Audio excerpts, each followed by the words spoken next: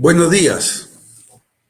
Hoy sábado 9 de septiembre vamos a tener un diálogo sobre un tema que aconteció hace 50 años en el país y pueblo hermano de Chile.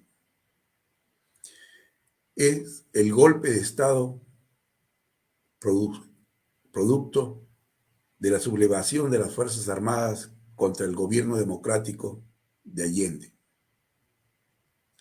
Desde Santiago de Chile nos acompañan y estaremos conversando con Alejandra Arraiza y Pablo Ruiz.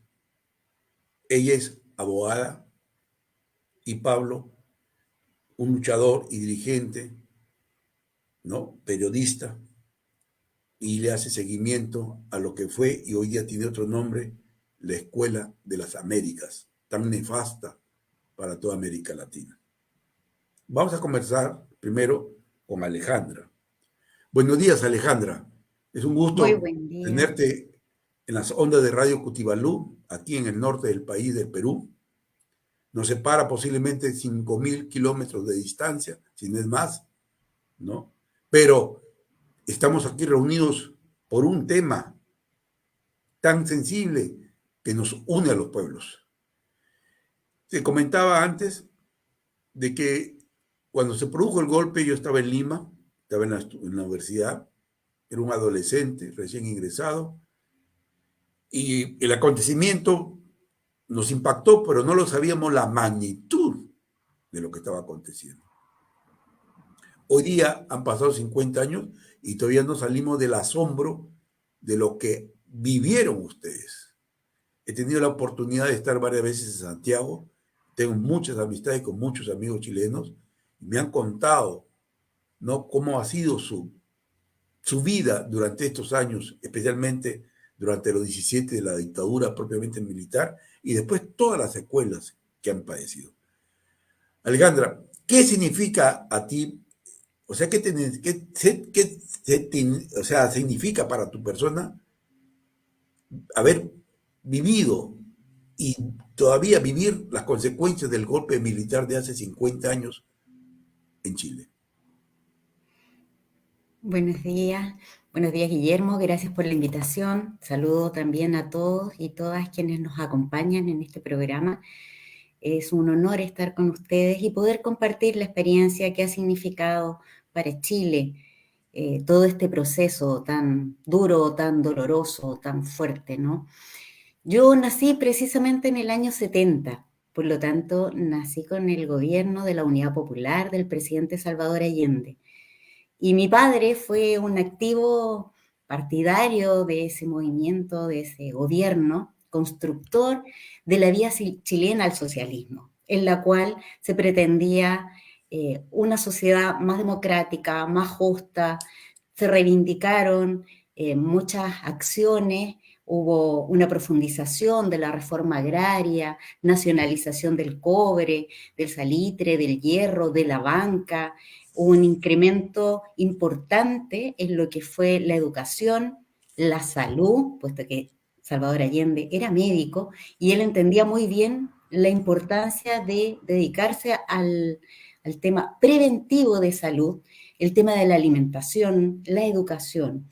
Por lo tanto, todo ese movimiento que se iba construyendo en nuestro país, vías al socialismo, era un peligro latente para el imperialismo, para Estados Unidos y también para los latifundistas de nuestro país y los poderosos. Por lo tanto, hubo un quiebre brutal en Chile y en otros países del Cono Sur con una intervención directa de Estados Unidos, donde las Fuerzas Armadas y de Carabineros se tomaron el poder por la fuerza, violentamente. Ustedes habrán visto miles de imágenes en las cuales se bombardea la moneda, pero también se sufre un quiebre institucional de una magnitud no conocida en Chile. Se cerró el Parlamento, el Poder Judicial no funcionaba, había una dictadura militar que tomó las riendas de este país y el objetivo era implementar precisamente un modelo económico, político, completamente distinto al que íbamos avanzando en Chile como una sociedad, que era el neoliberalismo. Fue difícil crecer en esas circunstancias en este país donde los derechos humanos tienen un retroceso innegable. La huella que dejó la dictadura militar que se prolongó por 17 años en Chile no solamente cometió violaciones graves a los derechos humanos, hay crímenes de lesa humanidad en la cual más de 40.000 personas fueron víctimas directamente, pero sin lugar a duda el resto de la sociedad también se vio afectada. Fue difícil crecer en ese contexto donde fuimos perdiendo el derecho a la educación, el derecho a la salud, el derecho a las pensiones, el derecho a la reunión, a las manifestaciones, porque claramente se empezó a mercantilizar todo. La educación, las pensiones, el trabajo fue precario, se implementó un modelo traído por los Chicago Boys, que no sé si ustedes los conocen así, pero que eran estudiantes de economía, de ingeniería comercial, que fueron a estudiar a Estados Unidos y vinieron a aplicar acá en Chile en práctica lo que era el modelo neoliberal, donde no existía la posibilidad de asociarse, de formar sindicatos, de tener una relación laboral permanente y estable, sino que se fue precarizando todo. En ese sentido, Chile fue perdiendo muchas cosas y hoy en día estamos sufriendo precisamente las consecuencias de esos 17 años nefastos. Alejandra, Uh-huh. tú nos has narrado de que has nacido el 70, por lo tanto, tú has vivido todo el proceso de tu formación profesional como abogada en la universidad. Y de acuerdo a los registros históricos, el golpe el golpe de 1973 llevó a que se eliminara, se matara, se masacrara a 3.000 y pico ciudadanos chilenos directamente y se torturara a más de 40.000 personas, según he leído. Dentro de eso tenemos un hecho muy significativo, lo que aconteció al cantante, ¿no? De ustedes conocidos, ¿no? El Jara, cantante Jara, justamente, Víctor Jara. Víctor Jara, el cual fue detenido en la universidad con una diversidad de estudiantes y después torturado, masacrado y avaliado, ¿no?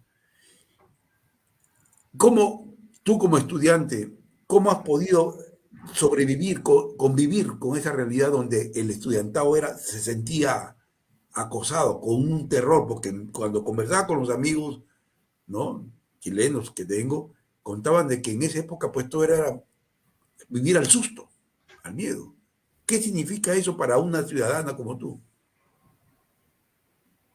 Sí, la situación de los jóvenes en general fue muy compleja, puesto que vivíamos en un ambiente de represión, de muchas prohibiciones. Yo estudié en un liceo público que pasó a ser municipalizado, en la cual la directora del liceo era designada precisamente por el dictador Pinochet, en el cual nosotros no podíamos conversar ciertos temas, la educación estaba muy sesgada, palabras que no se podían pronunciar, música que no se podía oír, porque tan solo hacer eso uno podía ser considerado un subversivo, un revolucionario y por lo tanto objeto de represión. ¿Cómo qué palabras?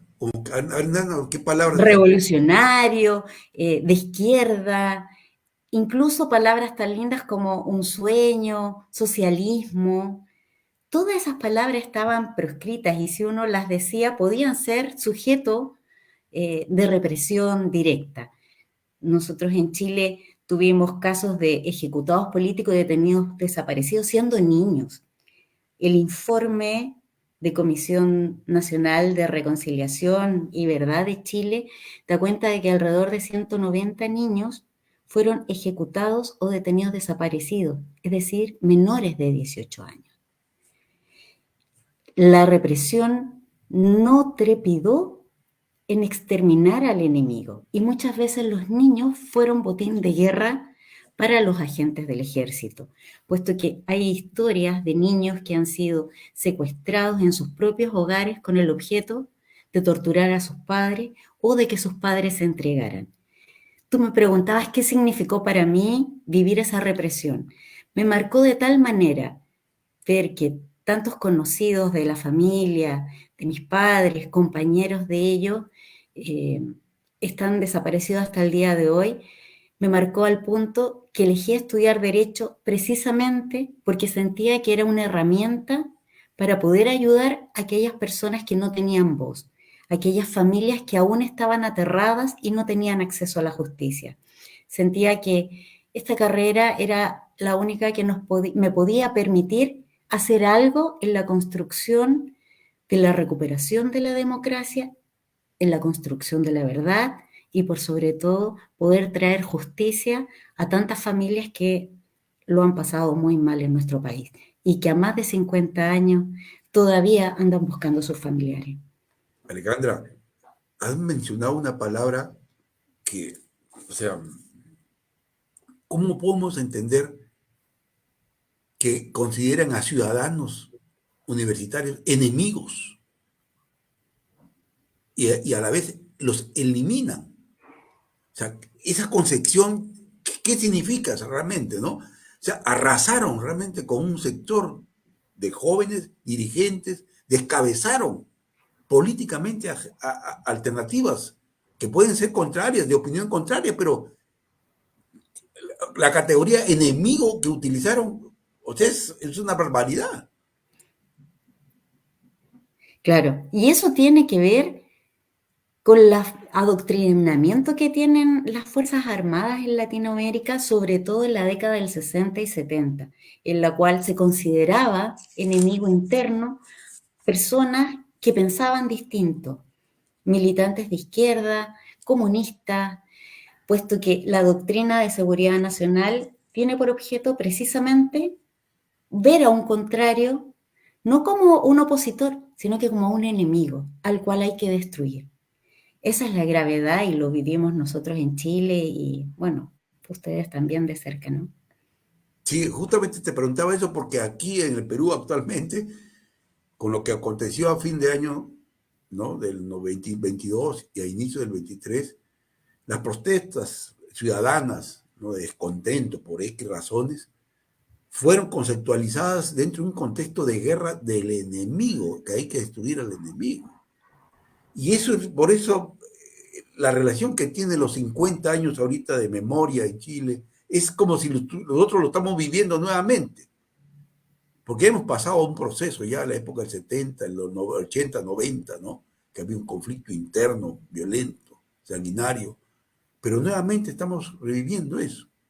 Entonces, permíteme que vamos a pasar a unos minutos de corte comercial para seguir conversando y de aquí seguidamente converso con Pablo, que nos puede dar un poco de criterio sobre el adoctrinamiento de las Fuerzas Armadas en lo que se llamó la Escuela en las Américas.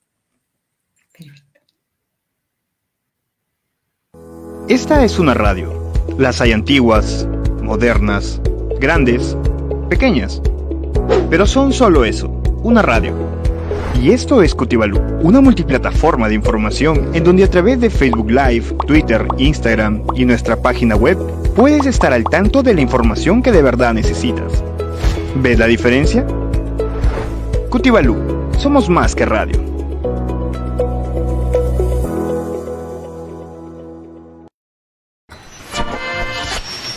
Ale, hija. ¿Qué pasó? Ale, ven. Sí, mami, ¿qué pasa? Ale, hija, mira, estaba escuchando Cutibalú que van a hablar del paro y se apagó esta cosa. A ver. Ya no funciona, mamá, pero que no escuchas Cutibalú por la app en su radio en vivo. ¿Cómo es eso? Sí, Cutibalú tiene una app. Mira. En tu celular busca Google Play Store. En el buscador escribe Radio Cutibalú Piura. Lo identificarás porque te saldrá su logo. Luego presionas instalar. Esperamos unos segundos y ya está. Estamos comprometidos con la verdad. Cutibalú informa. Bien clarito. Sí, se escucha bien clarito. Cutibalú, somos más que radio. ¿Será cierta la noticia que acabo de leer? Mejor me aseguro visitando un medio confiable. Vamos a ver. www.ecr.com Radio Cutivalú. Román, ¿qué haces? Voy a entrar a la web de Cutivalú. Pero así no es. ¿Acaso no te enteraste que ahora solo debes teclear cutivalú.pe? ¿Cutivalú.pe? Sí, un nombre más corto y de fácil acceso para ti.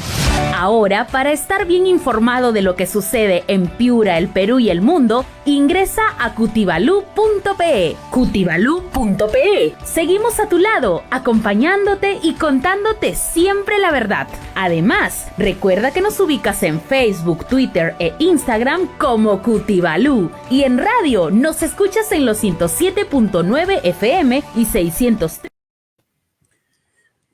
Bueno, seguimos conversando con Alejandra y Pablo. Y 50 años de golpe, un acto que aconteció hace 50 años, pero cuyas secuelas se siguen viviendo, nos lleva a conversar de por qué una dictadura tan sanguinaria, por qué tan criminal, por qué tanta hazaña contra su propio pueblo. Pablo, tú que has hecho seguimiento a la llamada Escuela de las Américas, donde se da la formación desde hace más de 40 años, 50 años también creo, si no me equivoco, más todavía, ¿no? Que estuvo en Panamá, sucede en Panamá, y que de ahí sale la formación, ¿no? La doctrina que ustedes la han vivido y que nosotros también la estamos viviendo, la hemos vivido y la estamos viviendo ahorita. ¿Qué nos puedes comentar de esa formación, de esa doctrina que se imparte en esa Escuela de las Américas, que no viene a ser otra cosa que una institución norteamericana donde las Fuerzas Armadas de América Latina pasan para ser formadas? Buenos días, Guillermo, Alejandra. Bueno, la Escuela de las Américas nace después del fin de la Segunda Guerra Mundial, en el año 49 en Panamá. Y sin duda lo que pasa en Chile, en Perú, en Brasil, en Argentina y en todo el mundo, Guatemala fue el primer país de América Latina que sufrió un golpe de Estado, promocionado también por los Estados Unidos. En Panamá se entrenaron la gran mayoría de los oficiales, de los militares de Chile y de muchos países de América Latina, muchos involucrados en graves violaciones a los derechos humanos y tortura.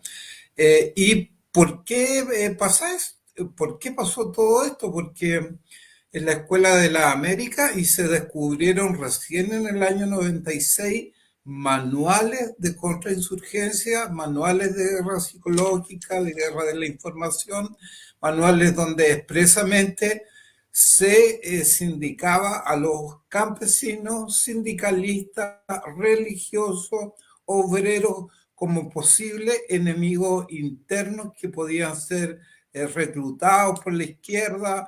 Entonces, cualquier trabajador, cualquier religioso que hablara de justicia social, algo tan simple y algo tan humano, podía ser acusado de subversivo, acusado de comunista y perseguido. Entonces, lamentablemente, bajo esa lógica, los militares chilenos y de toda América Latina empezaron a mirar a su propio pueblo como enemigo interno. Y eso realmente fue negativo y contradictorio, porque los militares, por lo menos en Chile, hacen un juramento ante la bandera de proteger a su pueblo. Y lamentablemente han actuado y muchas veces actúan en contra del juramento a favor de su propio pueblo.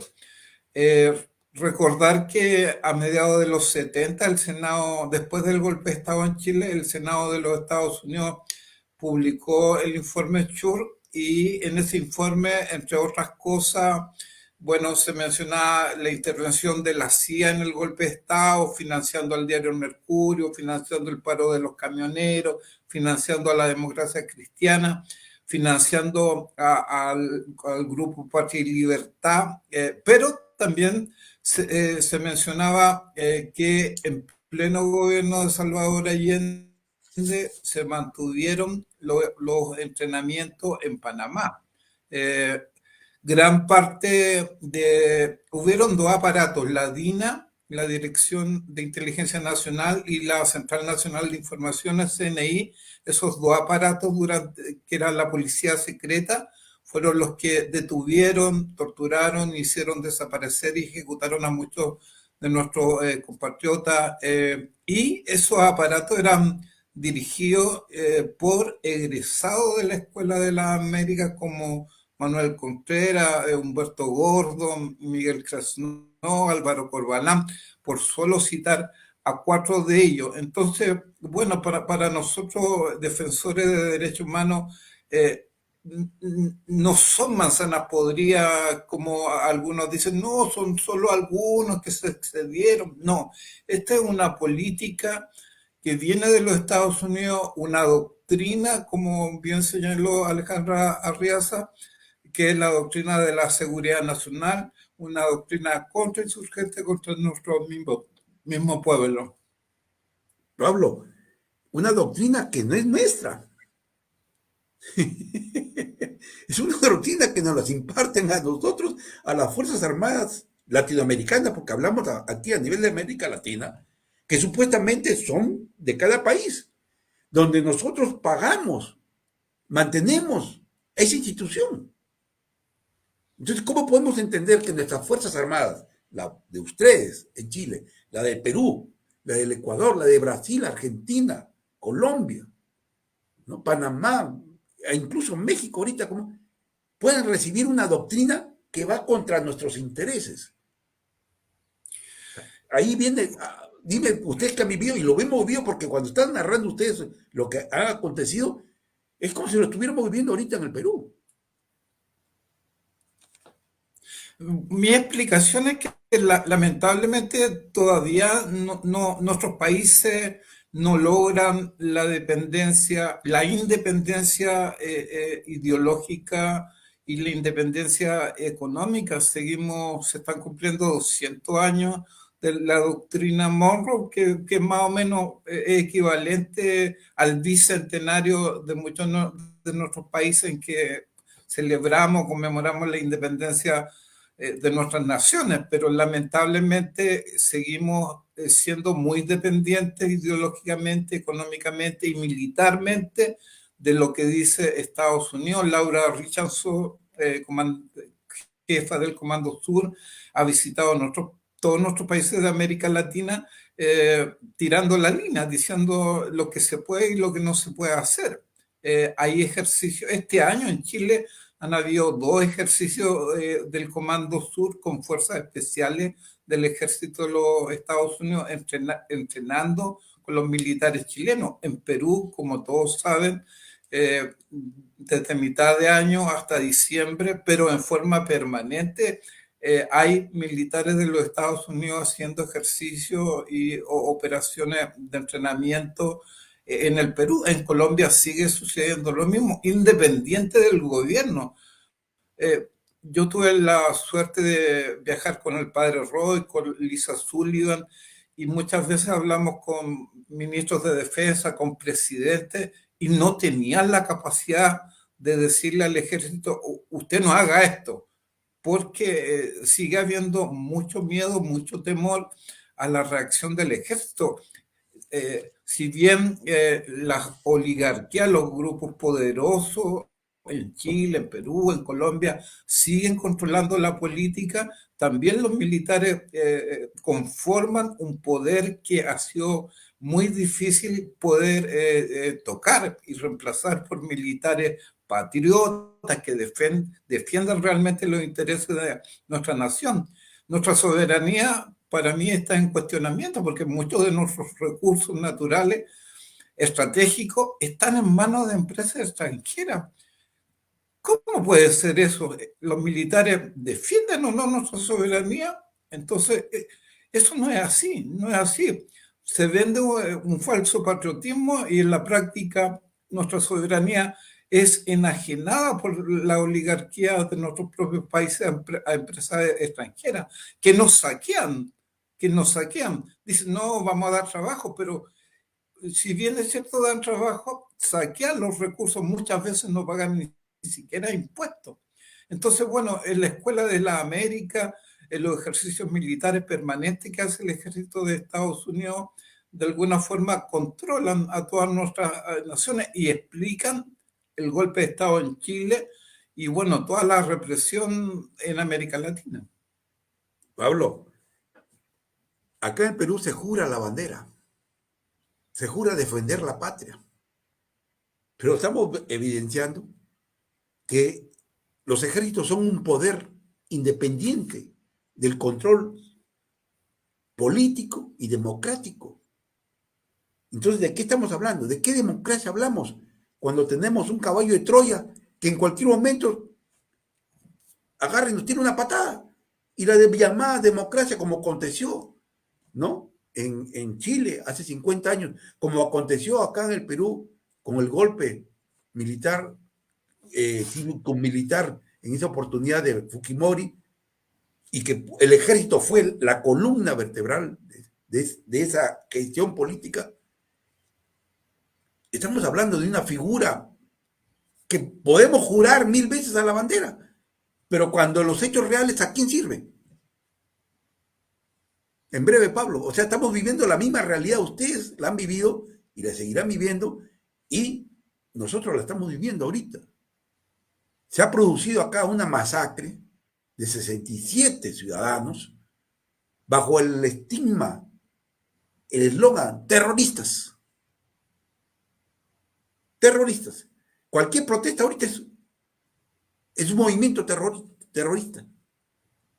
¿Dónde está la democracia? ¿De qué estamos hablando como país? En breve, Pablo, antes de pasar al corte, ¿qué? O sea, no tengo las palabras, te voy a decir, me quedo sin palabras, porque nos hablan de democracia. Chile, con Allende, logró, después de un proceso de permanente elección, elegir a Allende como presidente. Y a los años, ¡pum!, se lo tumban, lo matan, en otras palabras. Bueno, hoy día la democracia está en cuestionamiento. De hecho, el barómetro sobre democracia es alto en la desconfianza de la población frente a la democracia. Se logra elegir a Pedro Castillo en Perú, a Gabriel Boric en Chile, pero no pueden hacer nada porque el poder fáctico no deja que los presidentes en Colombia, por ejemplo, no puede cumplir la promesa que le han hecho a su propio pueblo porque están amarrados. La democracia como tal está en cuestionamiento.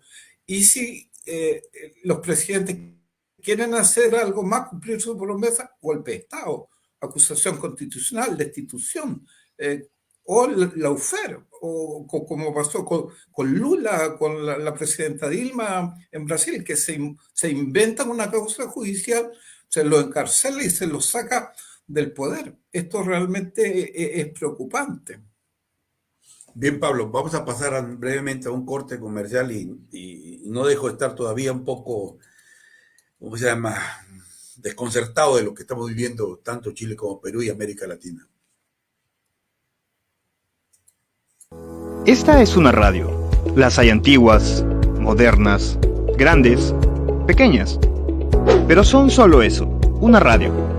Y esto es Cutibalú, una multiplataforma de información en donde a través de Facebook Live, Twitter, Instagram y nuestra página web puedes estar al tanto de la información que de verdad necesitas. ¿Ves la diferencia? Cutibalú, somos más que radio.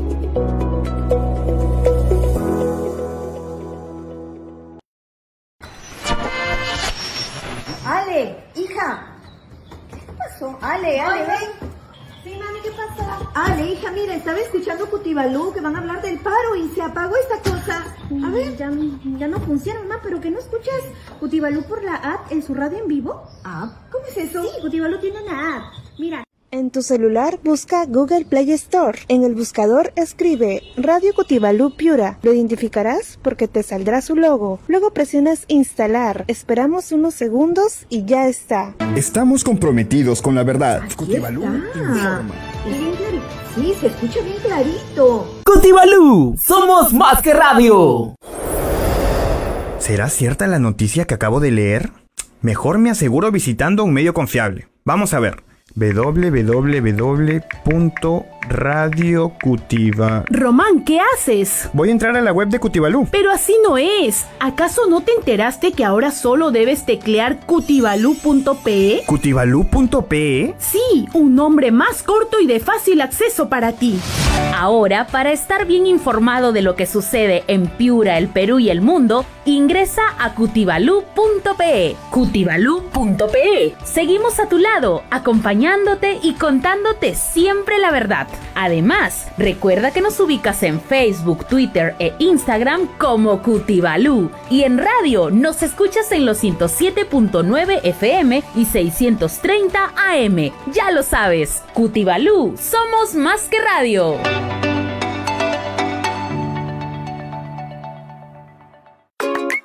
En Cutibalú seguimos trabajando para darte lo mejor. Te ofrecemos una forma más fácil y rápida de acceder a nuestra web. Cutibalú.pe. Ahora, nuestra página web con un nombre más corto y de fácil acceso para ti. Cutibalú.pe. Diferente nombre, pero el mismo compromiso. Cutibalú, somos más que radio.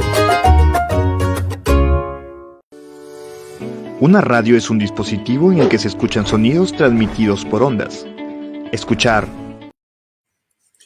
Bien, hoy sábado 9 de septiembre estamos sosteniendo un diálogo fraterno, claro, sobre lo que aconteció hace 50 años en Chile y que hoy día tiene tanta vigencia que merece que sigamos dilucidando, aclarando el panorama que se vivió en esa época.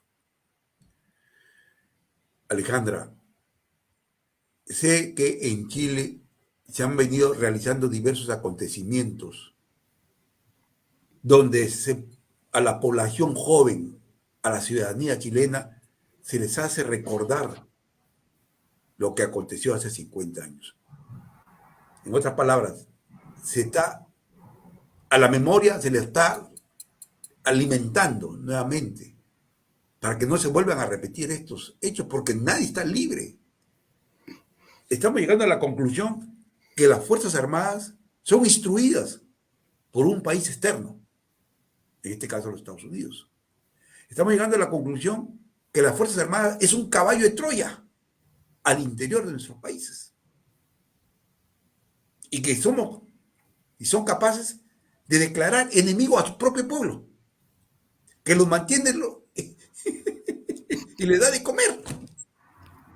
Entonces, Alejandra, ¿por qué conmemorar, por qué recordar 50 años de golpe de Estado en Chile, que el día lunes va a ser un acto significativo con la presencia incluso del presidente de México, Obrador?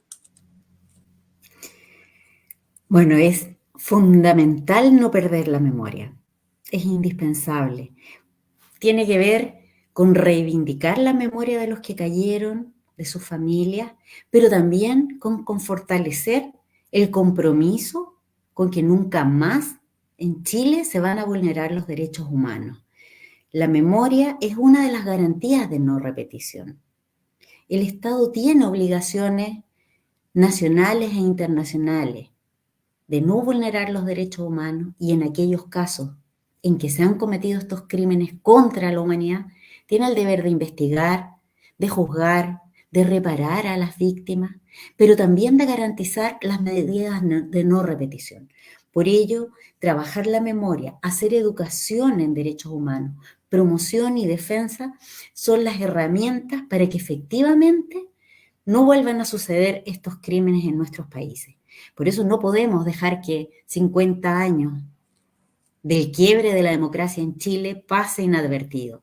Tenemos que ser capaces de levantar la voz y comprometernos todos con que nunca más en Chile se van a vulnerar los derechos humanos. Y eso lo tenemos que hacer los ciudadanos, pero por sobre todo el Estado, con toda su institucionalidad al servicio. Por eso estamos muy contentos de que nos visiten otros presidentes, porque es explicitar y compartir este compromiso con Latinoamérica también. Alejandra, ¿qué hacemos con los ejércitos de nuestros países? La pregunta del millón. Bueno, acá se han abierto muchos debates al respecto y hace poco estuvimos en un proceso constituyente muy interesante, porque como ustedes sabrán, nosotros hasta el día de hoy estamos regidos por la Constitución de 1980, dejada por la dictadura. Por lo tanto, estuvimos en un proceso constituyente, hermoso, participativo, en el cual uno de los temas fundamentales tenía que ver con esta institucionalidad. ¿Cuál era el rol de las Fuerzas Armadas? ¿Cómo podíamos garantizar que estuviesen al servicio del país y subordinados al poder civil? Sin embargo, ese proceso maravilloso y democrático fue roto, fue torpedeado permanentemente por los poderosos de siempre, que en nuestro país, es importante decirlo, solo es el 1% de la población. Es el 1% de la población la que es dueña o accede al 49,6% del ingreso bruto nacional. Es decir, el 1% es dueño de la mitad de las riquezas de Chile. Por lo tanto, ellos tienen mucho poder en los medios de comunicación, sobre las Fuerzas Armadas para cuidar sus intereses, porque claramente a la minoría, que es la más rica, la más poderosa en todo sentido, no le interesa que en Chile exista más justicia, mayor igualdad, más acceso a la educación, más acceso a la participación, porque temen perder estos privilegios que los han forjado a costa de la sangre en nuestro país, ¿no? Y ríos de sangre. Ríos de sangre, desaparecidos que hasta el día de hoy los familiares no solo no saben qué pasó con ellos, sino que no han dado con algún resto de sus cuerpos para poder cerrar este proceso. Las causas están abiertas. Leía que se ha sentenciado a los que torturaron y mataron a Víctor Jara, ¿no? Ese es un caso emblemático, si queremos llamar, que llega muy sensible a toda América Latina y del mundo, por la manera como él fue torturado, masacrado y asesinado, que es lo que aconteció con muchos otros hermanos chilenos, ¿no? Si me permites, Guillermo, ese caso, que es muy conocido en el mundo, porque Víctor Jara era un artista de gran prestigio, reconocimiento, cariño de nuestro pueblo, pero también mundial, fue uno de los crímenes más atroces en los cuales se ensañaron. Lo torturaron en presencia de mucha gente en un estadio, lo sacaron de la universidad donde estaba haciendo clases, lo acribillaron con alevosía, y han pasado muchos años en los cuales sus captores han estado en la impunidad. Recién este año y hace pocas semanas concluyó el proceso en el cual se condenaba a 25 años de cárcel a sus torturadores y asesinos, que era una pena importante, significativa, bastante alta en comparación con otras penas que ha aplicado la justicia en Chile. Sin embargo, al pasar tantos años, a uno le queda la duda si es justicia o no, porque ha ido operando la impunidad biológica. Muchos de los victimarios han muerto también, otros están enfermos, pero lo más grave en este caso es que cuando fueron a buscar a uno de sus victimarios, la policía lo va a notificar y él pide permiso para ir a buscar unos remedios al baño o a su pieza. Se va solo, sin custodia, sin ser esposado, y este sujeto militar saca un arma y se mata, porque no quiso enfrentar a la justicia. Y luego, 2 más de los que tenían que entrar a cumplir a la pena están fugados. Por lo tanto, si bien hay condenas importantes que están saliendo en estos días en Chile, no se están cumpliendo. No se están cumpliendo o por el paso del tiempo, por lo tardía que es, pero además porque ellos siguen haciendo lo que quieren y eludiendo a la justicia, al punto de quitarse la vida en este caso, como sucedió con uno de los asesinos de Víctor Jara. Tuvieron la valentía de torturarlo, masacrarlo y matarlo, porque se narra que fue un balazo en el cerebro, la cabeza y en el cuerpo. ¿no? Y no son valientes para afrontar la justicia. O sea, ¿qué formación tenemos de militares? ¿No? Es que se creen por arriba de la ley. Ellos se sienten, yo creo que, me imagino que en este adoctrinamiento, sienten que ellos no tienen que rendir cuenta, que ellos no obedecen a ningún poder civil, ni a un poder judicial, ni a nadie. Se sienten con la verdad absoluta y con el poder de las armas. Eso está pasando en el Perú. Porque hasta ahorita no hay avance de la investigación con las muertes que acontecieron a fin de año, del 22, y a inicio de este año. Y los han masacrado así, a vista y paciencia de todo, filmado, con testigos. Pero se mueven las fichas y todo va quedando impune. Y como dicen, tiran la pelota para adelante. Hace un par de días la presidenta Dina Boluarte estaba en un pueblo de la selva y los ciudadanos a voz y cuello le han gritado: Dina asesina. Y ella sale, ¿no? A pechar a la gente, diciendo que ella no es la asesina. Y en sus descargos, cuando fue a la fiscal, decía que ella puede ser la comandante general del ejército, pero que ella no tenía que ver los planes operativos. Y le da toda la responsabilidad a los oficiales de otra manera que estuvieron en la ejecución de un mandato que era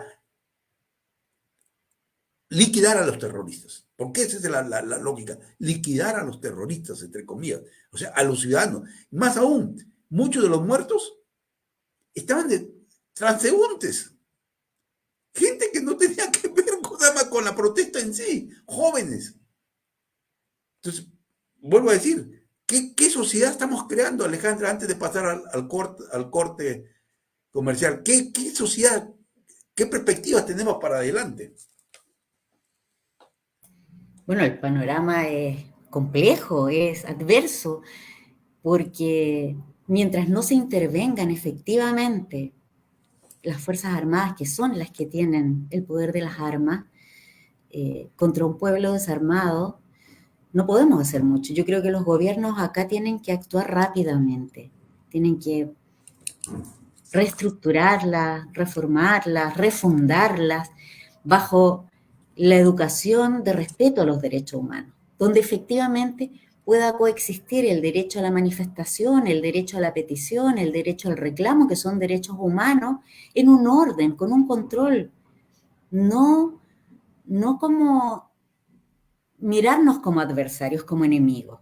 Yo creo que es fundamental que exista un cambio rápido en la formación, no seguir enviando a la formación de la Escuela de las Américas, claramente, sino que fortalecer la educación por la paz, por el respeto a los derechos humanos y también la educación en los ciudadanos. Yo creo que es importante para que conozcamos nuestros derechos, para que el sistema judicial funcione, las leyes sean garantes de los derechos humanos, que la institucionalidad efectivamente cumpla con el deber de resguardar las garantías de cada una de las personas de nuestros países.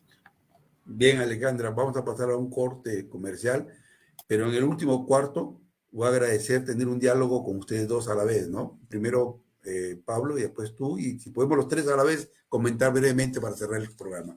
Gracias. Esta es una radio. Las hay antiguas, modernas, grandes, pequeñas, pero son solo eso, una radio. Y esto es Cutibalú, una multiplataforma de información en donde a través de Facebook Live, Twitter, Instagram y nuestra página web puedes estar al tanto de la información que de verdad necesitas. ¿Ves la diferencia? Cutibalú, somos más que radio.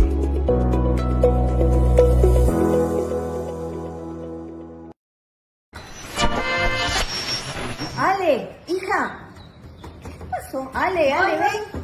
Sí, mami, ¿qué pasó? Ale, hija, mira, estaba escuchando Cutibalú, que van a hablar del paro y se apagó esta cosa. A ver. Ya no funciona, mamá, pero ¿que no escuchas Cutibalú por la app en su radio en vivo? ¿App? ¿Cómo es eso? Sí, Cutibalú tiene una app. Mira, En tu celular busca Google Play Store. En el buscador escribe Radio Cutibalú Piura. Lo identificarás porque te saldrá su logo. Luego presionas instalar. Esperamos unos segundos y ya está. Estamos comprometidos con la verdad. Cutibalú informa. Bien clarito.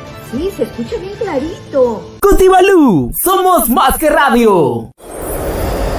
¿Será cierta la noticia que acabo de leer? Mejor me aseguro visitando un medio confiable. Vamos a ver. www.radiocutiva. Román, ¿qué haces? Voy a entrar a la web de Cutibalú. Pero así no es. ¿Acaso no te enteraste que ahora solo debes teclear cutibalú.pe? ¿Cutibalú.pe? Sí, un nombre más corto y de fácil acceso para ti. Ahora, para estar bien informado de lo que sucede en Piura, el Perú y el mundo, ingresa a cutibalú.pe. Cutibalú.pe. Seguimos a tu lado, acompañándote y contándote siempre la verdad. Además, recuerda que nos ubicas en Facebook, Twitter e Instagram como Cutibalú. Y en radio nos escuchas en los 107.9 FM y 630 AM. Ya lo sabes, Cutibalú, somos más que radio.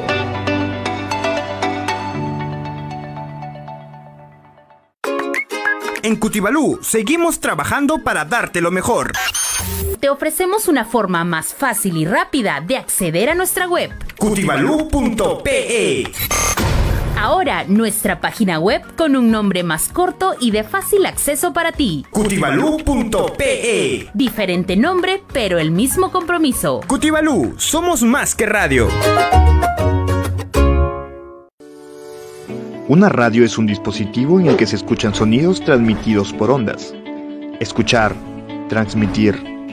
En Cutibalú lo llevamos a otro nivel, pues decidimos ser más que radio. Escuchamos sus necesidades y les transmitimos las herramientas para generar un cambio, a través de proyectos sociales. Realizamos talleres para prevenir, sancionar y erradicar la violencia contra la mujer. Capacitamos a funcionarios públicos sobre concepto de género, y podríamos seguir mencionando más proyectos, pero el video sería muy largo. Radio Cutibalú. No, la palabra radio es muy pequeña para nosotros. Cutibalú. Somos más que radio.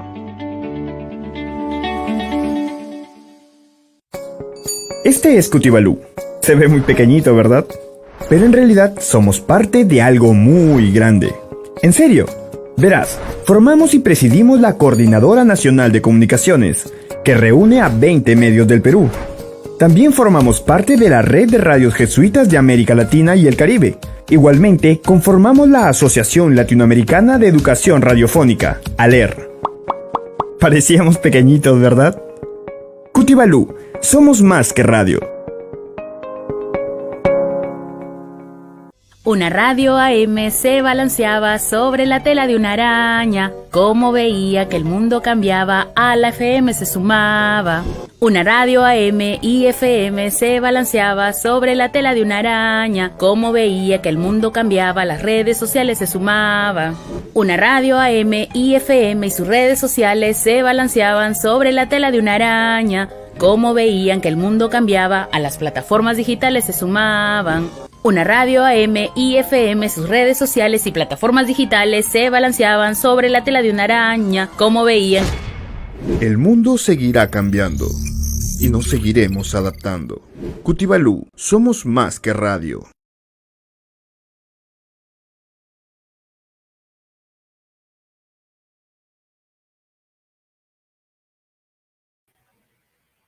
Hola, ¿me escuchan? Bien, disculpen. Hubo un corte de fluido eléctrico introspectivamente, ¿no? Entonces ya estamos retomando el diálogo. Pablo, ¿qué hacemos con las Fuerzas Armadas de nuestros países? ¿Cuál es la perspectiva? Podemos hablar de democracia, pero tenemos el caballo de Troya adentro, que en cualquier momento nos da una patada y se tira abajo la llamada democracia. ¿Qué hacemos con las Fuerzas Armadas? No hay audio. Bueno, Ahí ya. Guillermo, bueno, yo creo que el tema es más profundo y tiene que ver con que los poderosos de nuestros países permiten que haya igualdad social, y que haya una buena distribución de los ingresos y que la población se sienta satisfecha de ser parte de nuestra nación, de nuestro pueblo, en toda América Latina.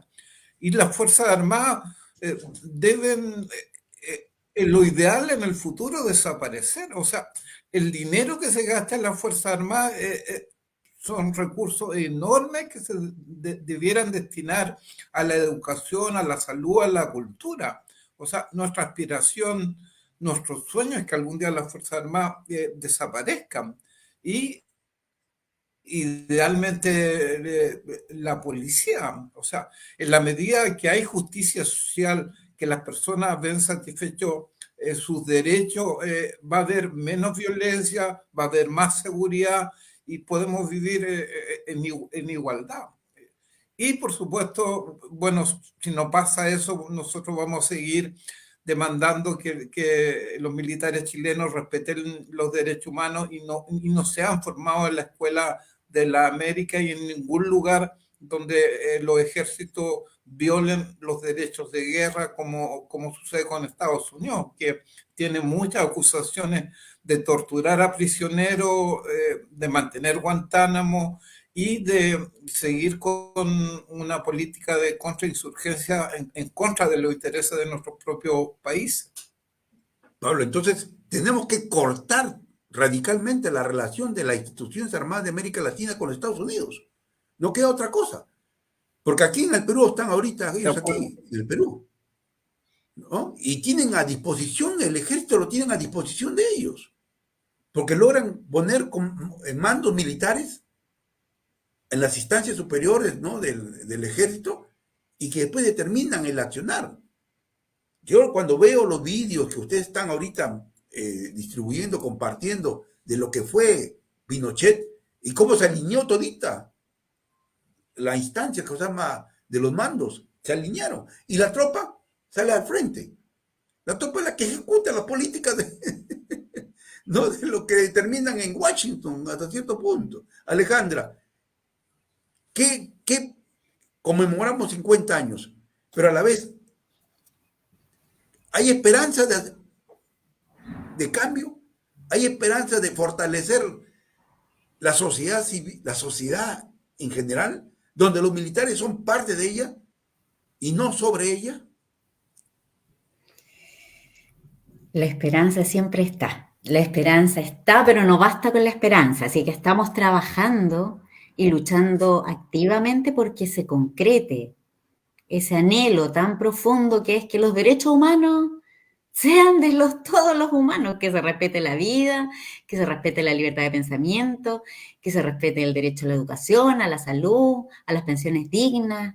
Yo creo que hay que seguir bregando, no podemos darnos por vencidos, tenemos que seguir. Hay nuevas generaciones con impulsos, con fuerza, que vemos siempre en los jóvenes, esa fuerza, esa rebeldía, de ganas de cambiarlo todo, ¿no? Yo creo que tenemos que seguir junto a ellos. Como decía Allende, hay viejos niños y hay niños viejos.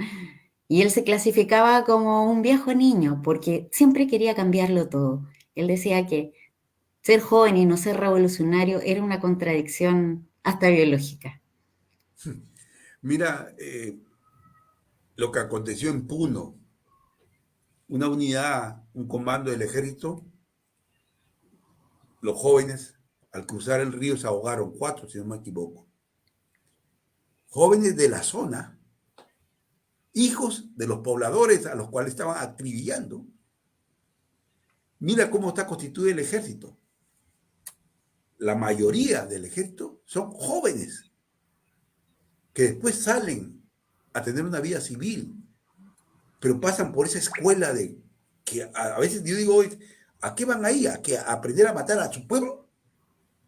Eso es lo que yo veo en los vídeos y en los registros fílmicos de Chile. Eran jóvenes chilenos que mataban, torturaban, porque les ordenaba el mando superior. Y los pocos casos que se rebelaron a cumplir esas órdenes de crimen, fueron prisioneros y fueron ejecutados.